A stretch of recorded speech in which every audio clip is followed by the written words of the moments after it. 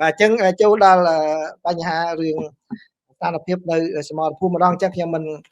ចូលដល់លម្អិតទេណាបាទចូលដល់លម្អិតទេខ្ញុំគ្រាន់តែទូគឺខ្ញុំសូមចាប់ផ្ដើមពីស្ថានភាពចុងក្រោយនេះមុនមកបើតាមក្រសួងការពារជាតិរបស់កម្ពុជាឲ្យដឹងថាពីម៉ោង18:30នាទីដល់ម៉ោង18:55នាទីថ្ងៃទី19ធ្នូនេះគឺយោធាថៃបានបាញ់កាភ្លើងធំចេញពីនាវាចម្បាំងធ្លាក់ចូលទៅក្នុងទឹកប្រមាណជា10ទៅ20គ្រាប់នៅភូមិសាស្ត្រក្រោយសន្តាគារជាប់ច្រកព្រំដែនចាំយាមស្រុកមណ្ឌលសីមាខេត្តកោះកុងប៉ុន្តែក្រសួងបានឲ្យដឹងថាឥឡូវនេះត្រឡប់មកស្ថានភាពស្ងប់ស្ងាត់វិញហើយកម្ពុជានៅតែប្រកាន់ជំហរនេះបើតាមអ្នកនាំពាក្យគឺអ្នកស្រីម៉ាលីសុជាតាបានបញ្ជាក់ថាកម្ពុជាបានបន្តនៅតាមដានយ៉ាងយកចិត្តទុកដាក់និងអនុវត្តទូនីតិដោយប្រុងប្រយ័ត្នខ្ពស់ជានិច្ចគឺមិនចង់ឲ្យបង្កើនចំនួននោះទេហើយស្ថានភាពនៅសមរភូមិដទៃទៀតនោះគឺបានន័យថាថៃចាប់ផ្ដើមគឺបើការវិប្រហាពេលល្ងាចដូចជាថ្ងៃទី18ហ្នឹងគឺចាប់ផ្ដើមបាញ់តាំងពីម៉ោង8យប់ហើយរហូតដល់ម៉ោង5ព្រឹកហ្នឹងគឺក៏មានការបាញ់ផ្លោងឲ្យទីតាំងជាច្រើនណាប្រិមត្តអាចចូលទៅ Facebook របស់ក្រសួងការពារជាតិបានគឺមានប្រាសាទតាមាន់ដំណាក់ស្ដេចមានកន្លែងច្រើនណាបាទភ្នំ333គោល8បាទហើយនឹងប្រាសាទតាមាន់ថ្មដូនភ្នំតងោលមានទាំងការបាញ់កំភ្លើងផ្លោងកំភ្លើងធំមានការប្រើ drone អត្តឃាតបាទចូលមកសម្ដៅប្រាសាទតាមាន់មានទម្លាក់ F គ្រាប់បែកពី F10 F16 បាទនៅភូមិសាស្ត្រពាក់ស្បែកច្រើនណាស់ចឹងបាទក៏ប៉ុន្តែអ្នកស្រីម៉ាលីសុជាតាអ្នកនាំពាក្យក្រសួងការពារជាតិរបស់កម្ពុជាបានបញ្ជាក់ថាកម្ពុជាទាមទារឲ្យក្នុងរឿងមួយទៀតគឺកម្ពុជាសូមឲ្យភាគីថៃបញ្ឈប់រាល់ការផ្សព្វផ្សាយព័ត៌មានដែលមិនពិតដោយចេតនាក្នុងគោលដៅបង្វែរការចាប់អារម្មណ៍អំពីការរំលោភច្បាប់អន្តរជាតិរបស់ខ្លួនដោយលាបពណ៌កម្ពុជាដើម្បីយកជាលេសបង្កើនភាពតានតឹងក្នុងគោលបំណងបម្រើសកម្មភាពឈ្លានពានមកលើបូរណភាពទឹកដីស្របច្បាប់របស់កម្ពុជាតែប៉ុណ្ណោះបាទដូចជាការផ្សាយក្នុងពេលកន្លងមកគាត់ថាអូឥឡូវនេះពេលសកម្មធំមកគាត់គឺ scam online ទេបាទនិយាយដូរចុះដូរឡើងអញ្ចឹងតែម្ដងហើយខ្ញុំសង្ឃឹមថាប្រិមិត្តបានចូលទៅមើលការ fact check របស់ខ្ញុំជាភាសាអង់គ្លេសណាបានចែករំលែកបន្តទៀតសម្រាប់អ្នកដែលសំណូមពរសូមឲ្យខ្ញុំធ្វើជាអង់គ្លេសដើម្បីចូលធ្វើ comment តវិញជាមួយនឹងភាគីថៃភាគីអីហ្នឹងបាទខ្ញុំបានធ្វើ fact check ជូនហើយបាទហើយសុំមតិរបស់ខ្ញុំផងដែរខ្ញុំឃើញមានខាងលោកនាយករដ្ឋមន្ត្រីកម្ពុជាលោកហ៊ុនម៉ាណែតបានសរសេរសារមួយនៅបាទសន្ទរកថាមួយចូលរួមនៅក្នុងទិវាអ្នកសារព័ត៌មាននិពន្ធនាយកសារព័ត៌មានអីហ្នឹង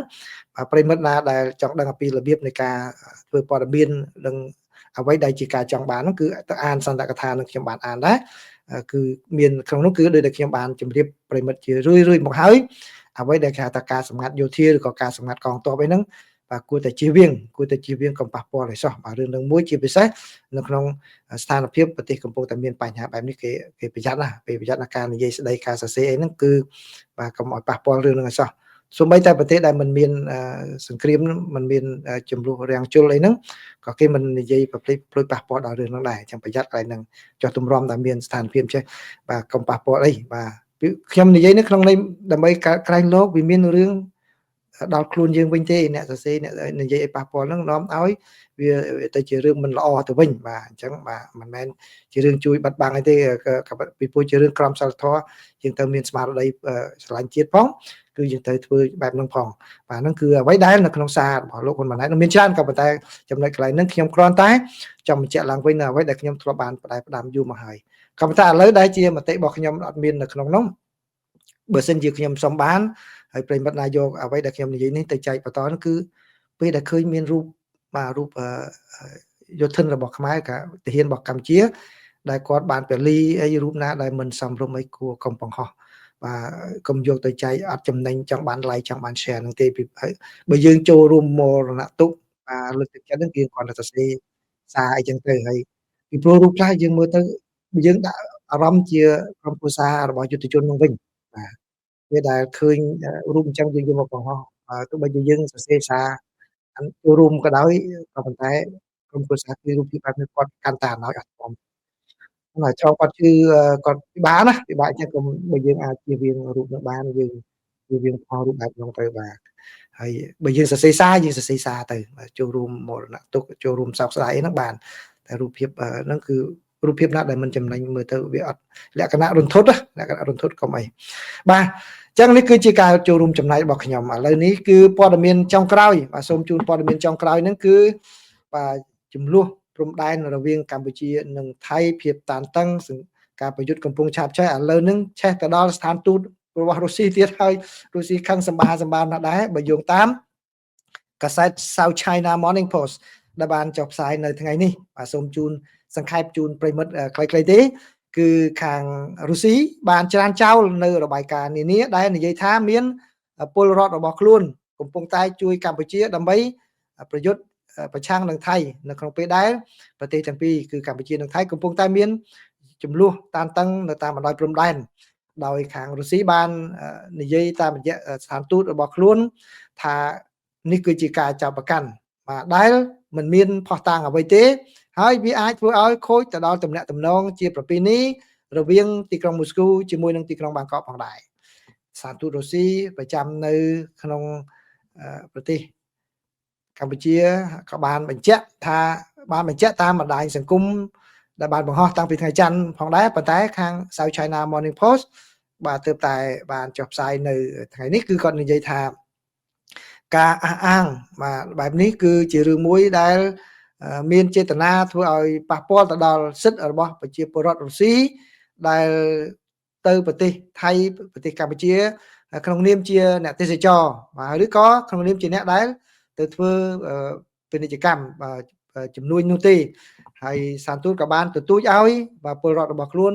ជៀសវាងកុំធ្វើដំណើរទៅជិតតំបន់ឬក៏ខេត្តដែលនៅជាប់ព្រំដែនកម្ពុជាថៃដែលកំពុងតែមាន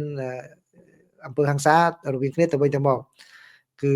ការឆ្លើយតបរបស់ស្ថានទូតរបស់រុស្ស៊ីនេះគឺកើតមានឡើងបន្ទាប់ពីប៉ូលីសនៅក្នុងខេត្តនគររាជសីមាដែល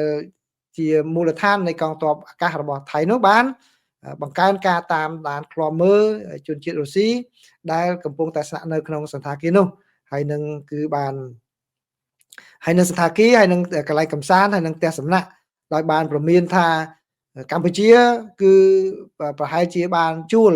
ទាហានស៊ីឈ្នួលបរទេសដើម្បីឲ្យតាមដានមើលគោលដៅយោធារបស់ថៃនៅក្នុងប្រទេសថៃហើយប្រជាពលរដ្ឋនៅក្នុងមូលដ្ឋាននោះក៏បានអាជ្ញាធរថៃនឹងឲ្យទទូចឲ្យធ្វើយ៉ាងណាបាទតាមដានមើលសកម្មភាពណាដែលគួរឲ្យសង្ស័យហើយរាយការណ៍ទៅឲ្យប៉ូលីសបាទដោយពួកគេបាននិយាយថាមានអ្នកដែលធ្លាប់ធ្វើទាហានរបស់រុស្ស៊ីម្នាក់បាទគឺឥឡូវនេះកំពុងតែធ្វើការឲ្យកម្ពុជាដោយក៏និយាយប៉ុណ្ណឹងគឺអត់មានបង្ហាញផុសតាងអ្វីជាក់ស្ដែងនោះទេហើយបើយោងតាមកាសែត Thai Examiner គឺ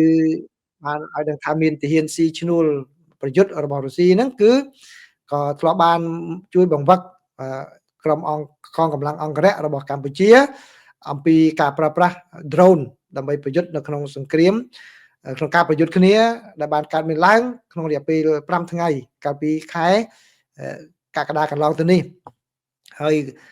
ក្នុងពេលនោះគឺខាងថៃក៏បើកការស៊ើបអង្កេតទៅលើការចាប់ប្រកាន់នឹងផងដែរគឺអំពីទំនាក់ទំនងនិងកិច្ចសហប្រតិបត្តិការរវាងកម្ពុជាហើយនិងរុស្ស៊ីនោះក៏ប៉ុន្តែគឺមិនមានផុសតាងអ្វីទេណានិយាយនៅក្នុងសេចក្តីរាយការណ៍នេះគឺគាត់សំដៅទៅលើការស៊ើបអង្កេតកាលពីខែកក្កដាកន្លងទៅនេះហើយនៅពេលនោះគឺលោករដ្ឋមន្ត្រីក្រសួងការពារជាតិបច្ចុប្បន្នដែលពេលនោះនៅជាអនុរដ្ឋមន្ត្រីនោះគាត់បាននិយាយថាគឺអត់មានដែលរកការស៊ើបអង្កេតនឹងរកទៅគឺអត់មានឃើញថាមានទំនាក់ទំនងអ្វីរវាងកម្ពុជាជាមួយនឹងរុស្ស៊ីទេណាកាលពីខែកក្កដាហើយឥឡូវនេះគឺនៅពេលថ្មីនេះគឺឥឡូវនេះខាងមានរឿងហ្នឹងបែបហ្នឹងចេញមកទៀតហើយប៉ុន្តែខាងស្ថានទូតរបស់រុស្ស៊ីបានប្រកែកថាអត់មានរឿងនឹងកើតឡើងទេបាទនេះជាព័ត៌មានសំខាន់ដែលខ្ញុំចងក្រងសម្រាប់ប្រិយមិត្តទាំងអស់គ្នាអញ្ចឹងសម្រាប់អ្នកដែលចូលមកតាមនោះគឺនៅល្ងាចថ្ងៃសៅរ៍មកនៅសហរដ្ឋអាមេរិកនេះការផ្សាយបច្ចុប្បន្នភាពអាមេរិកអត់មានទេបាទបានន័យថាទៅព្រឹកថ្ងៃអាទិត្យនិងយប់ថ្ងៃអាទិត្យមកនៅកម្ពុជាគឺមួយថ្ងៃអាទិត្យអត់មានការផ្សាយបន្តផ្ទាល់ទេប៉ុន្តែអាចនឹងមានវីដេអូឃ្លីបដែលខ្ញុំនឹងថតបង្ហោះទៅតាមស្ថានភាពណាប៉ុន្តែផ្សាយផ្ទាល់ចេះអត់មានទេគឺសម្រាប់ថ្ងៃអាទិត្យពេញមកនៅក្នុងប្រទេសកម្ពុជាអញ្ចឹងវាត្រូវជាថ្ងៃល្ងាច ថ្ងៃសៅរ៍នៅក្នុងប្រទេសអាមេរិកនេះហើយនឹងត្រូវជាព្រឹកថ្ងៃអាទិត្យនៅសហរដ្ឋអាមេរិកណាបាទអញ្ចឹងសូមអរគុណប្រិយមិត្តចាន់យើងនឹងជួបគ្នានៅក្នុងកម្មវិធីបច្ចុប្បន្នភាពអាមេរិកាំងនៅពេលល្ងាចនេះទៀតសូមអរគុណសូមជម្រាបលា